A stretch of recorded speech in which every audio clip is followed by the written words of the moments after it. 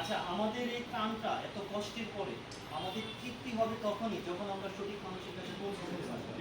তাহলে আমাদের এই কষ্টটা কষ্ট মনে হবে। কিন্তু যখন এটা ভুলভাল মানুষ একজনে পেয়েছে, তার আত্মীয় স্বজনকে দিবে বা ইউপি চেয়ারম্যানের হাতে তুলে দিয়ে আসলাম, সে তার নির্বাচনের জন্য আমাদের এটা দিয়ে তার সুবিধা নিল, এই ধরনের মানুষকে আমরা দিই না।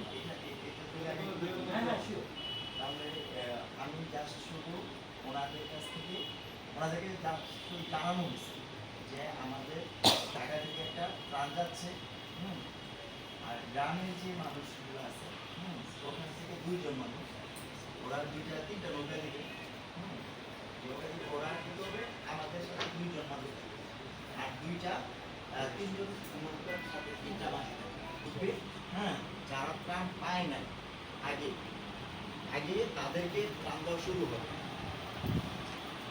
তাহলে ওরাও পাবে।